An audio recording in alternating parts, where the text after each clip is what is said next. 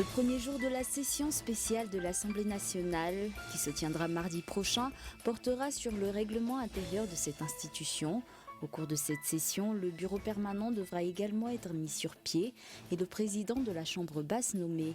Pour cette nomination, les députés soutenant le président András Wil, groupe majoritaire au sein de cette assemblée, ont l'avantage.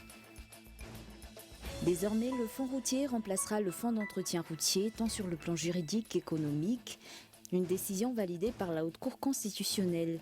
Le fonds routier ne se limitera donc plus au budget alloué au seul entretien du réseau routier, mais assurera également la gestion des fonds en matière de construction d'aménagement, de réhabilitation, d'entretien, de gestion et d'exploitation d'infrastructures routières.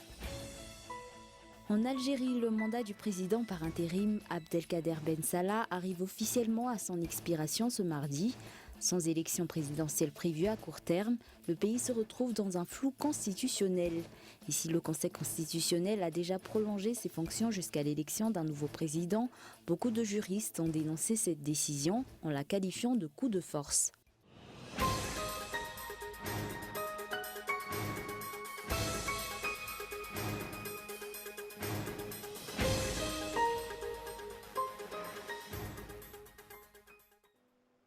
Bonsoir et bienvenue si vous nous rejoignez pour ce rendez-vous quotidien du journal télévisé de Cool TV. Ce soir, nous ouvrirons cette édition avec l'actualité politique. Mardi prochain, premier jour de la session spéciale de l'Assemblée nationale, la réunion des membres de la Chambre basse portera sur le règlement intérieur de cette institution. Au cours de cette session, le bureau permanent devra également être mis sur pied et le président de la Chambre basse nommé. Pour cette nomination, les députés soutenant le président András Wil, groupe majoritaire au sein de cette assemblée, ont l'avantage. Reportage signé Yves Richard. La session extraordinaire du Parlement portera principalement sur l'élection des membres du bureau permanent et la mise sur pied des commissions parlementaires. Mardi prochain, les membres de la Chambre basse vont donc devoir revoir les termes du règlement intérieur de cette institution. De nombreuses modifications pourraient se faire d'après le secrétaire général de l'Assemblée nationale.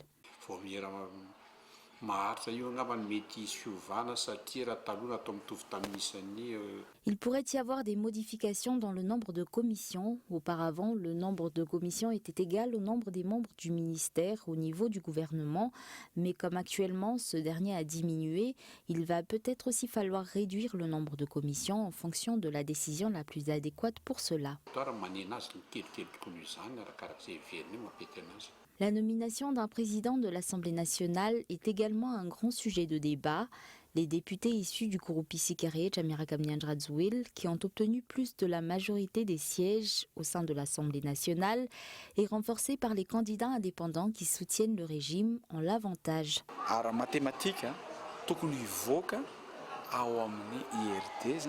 Le nouveau président de l'Assemblée nationale devrait être désigné par l'IRD, puisqu'ils sont majoritaires. De plus, des députés indépendants ont décidé de rejoindre le groupe parlementaire IRD.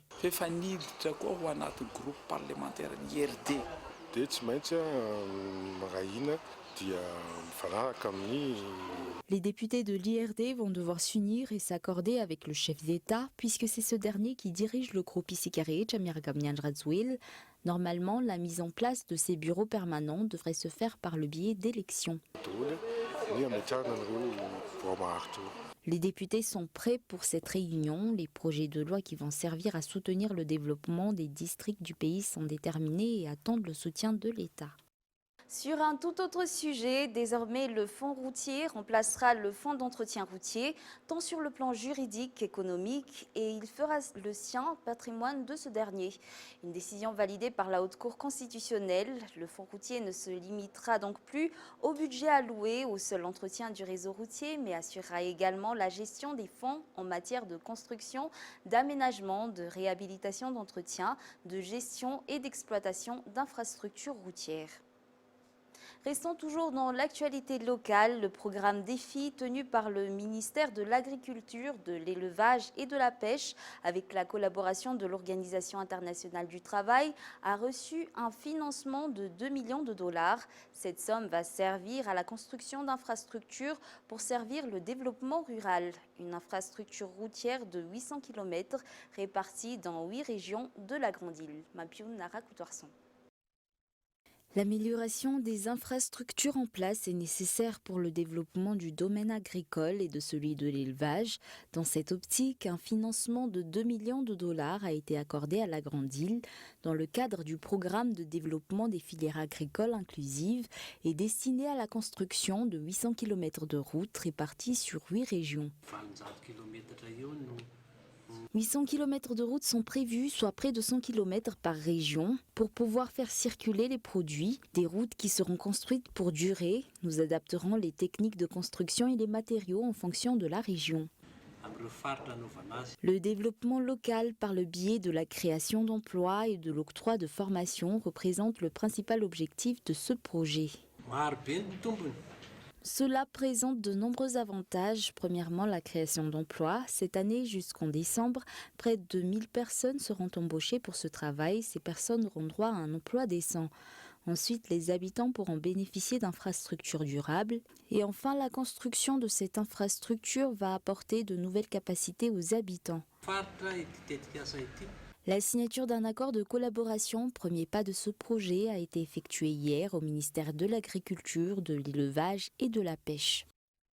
La production dans les grandes villes de Madagascar va être améliorée, un projet qui va débuter à Antananarive et ses environs.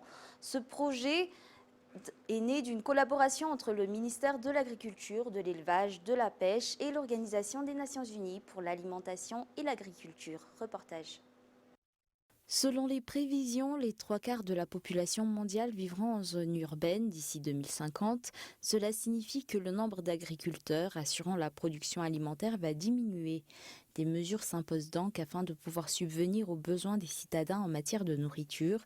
Ainsi, un projet en collaboration avec la FAO ou Organisation des Nations Unies pour l'alimentation et l'agriculture a été mis en place afin d'améliorer la production. Et comme vous le savez, Madagascar étant un des pays au monde où les changements climatiques ont des impacts énormes sur le secteur de l'agriculture, il faut déjà réfléchir aux principes, aux mesures qui devront être mises en place pour assurer véritablement la nutrition de ces populations et surtout assurer la capacité de résilience des populations urbaines.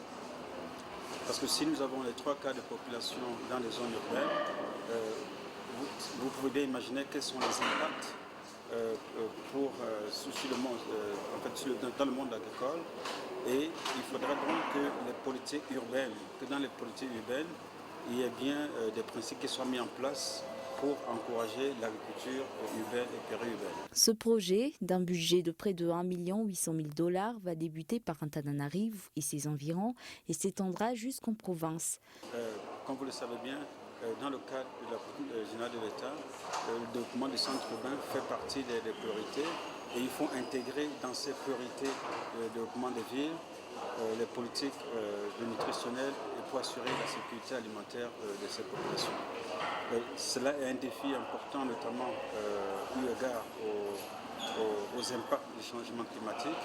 Et c'est pour cela que nous encourageons véritablement le gouvernement et à travers les politiques urbaines à intégrer ces dimensions-là.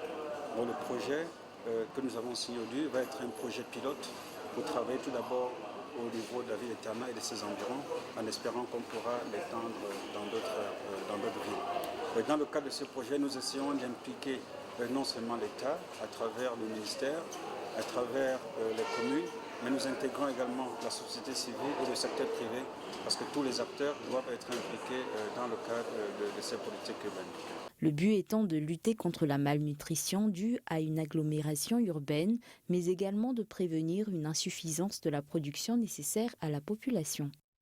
Avant de passer aux actualités internationales, un projet offrant des solutions à long terme à la malnutrition dans le sud de l'île a été mis en place. Plusieurs partenaires du pays accompagnent Madagascar pour ce programme. La Corée du Sud notamment soutient la Grande Île dans cette lutte. Ounassain.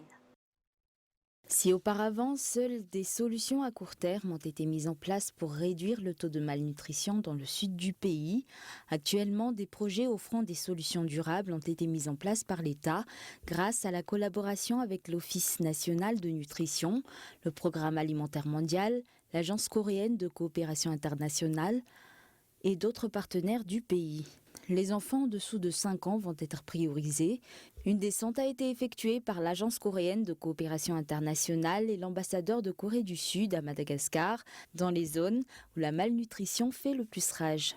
Justement, nous venons de faire une mission dans le Grand Sud pendant les derniers 5 jours. Nous avons visité plusieurs sites, là, Itampulu, Ampani, Fotonjevo, voilà. Alors, et nous avons vraiment constaté, nous sommes y allés par véhicule, hein, et alors, vraiment, nous avons vu, constater la situation actuelle sur le terrain et le besoin, vraiment le grand besoin des peuples, des Valka malgaches, des appuis, surtout de la nutrition. Alors, ces études et démarrer un projet avant la fin de l'année. Les Coréens ont également traversé une période de malnutrition dans les années 70 et ont mis en place des stratégies efficaces pour s'en sortir, une des raisons pour laquelle l'État malgache travaille avec la Corée pour lutter contre la malnutrition dans le Sud. Pour débuter ce projet, la Corée du Sud a débloqué près de 6 millions de dollars en faveur de Madagascar et compte continuer de soutenir la grande île dans cette lutte. Ce projet va débuter prochainement. La nutrition des enfants de moins de 5 ans sera particulièrement suivie. L'objectif est de mettre définitivement un terme aux problèmes liés à la malnutrition dans le Sud. Les efforts effectués dans les autres régions vont également se poursuivre.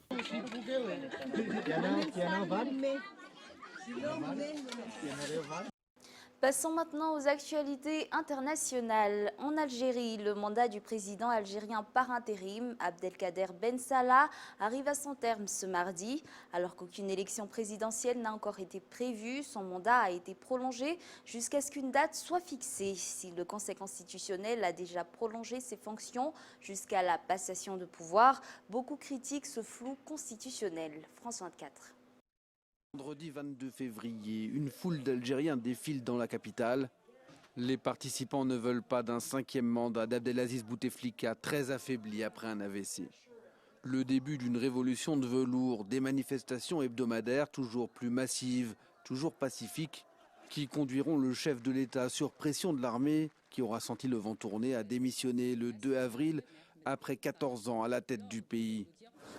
Une page de l'histoire algérienne se tourne et les manifestants sont bien décidés à écrire un nouveau chapitre. Mais des tenants de l'ancien régime s'accrochent, à commencer par le général Gaïd Salah qui reste aux commandes de l'armée. Abdelkader Ben Salah, jusqu'alors à la tête de la Chambre haute du Parlement, est lui nommé président par intérim pour une période de 90 jours, le temps d'organiser la présidentielle. Quelques arrestations impressionnantes dans l'entourage direct d'Abdelaziz Bouteflika ne suffisent pas à affaiblir la contestation, au contraire. Les manifestants dénoncent une mascarade, ils ne veulent pas que les tenants de l'ancien régime organisent le scrutin et réclament des instances de transition indépendantes.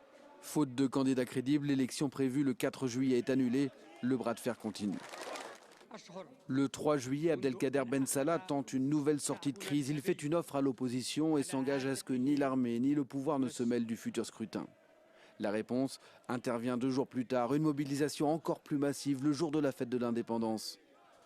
Ce mardi, l'intérim de 90 jours prend officiellement fin. Aucune solution n'aura été trouvée.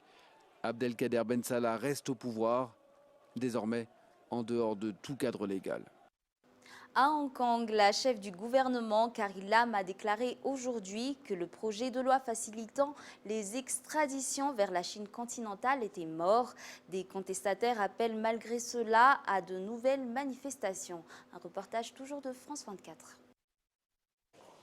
Une semaine qu'elle n'avait pas pris la parole publiquement. Fragilisée par une contestation jamais vue de mémoire hongkongais, Carrie Lam tente de reprendre la main. Il existe toujours des doutes persistants sur la sincérité du gouvernement ou des inquiétudes sur le fait que le gouvernement puisse relancer le processus devant le Conseil législatif. Alors je voudrais le répéter ici, il n'y a aucun projet en ce sens. Le projet de loi est mort. Une annonce, espère-t-elle, qui calmera la rue, mais pour l'un des principaux groupes à l'origine de la contestation, cette concession sémantique n'est pas suffisante. Carrie Lam aurait dû aller plus loin et annoncer l'abandon définitif du projet de loi. Pas question donc de cesser les manifestations. Elle a seulement dit que le projet de loi était mort.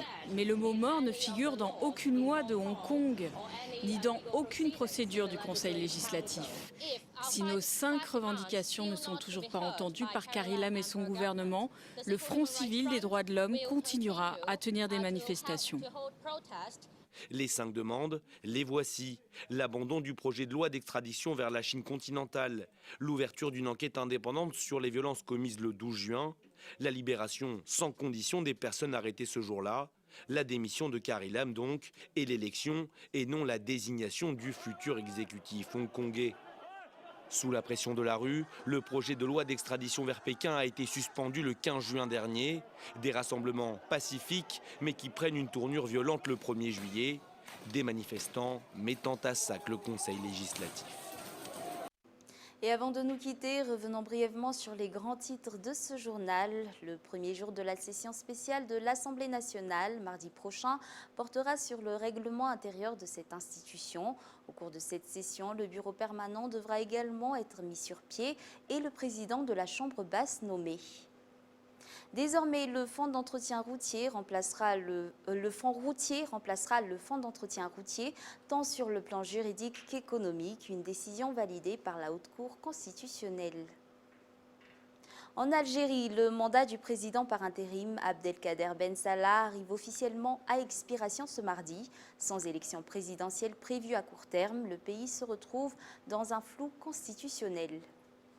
Et voilà, c'est la fin de ce journal. Nous vous remercions d'avoir choisi Cool TV pour vous informer. Bonne soirée à tous et excellente suite de programmes en compagnie de Cool TV. Au revoir.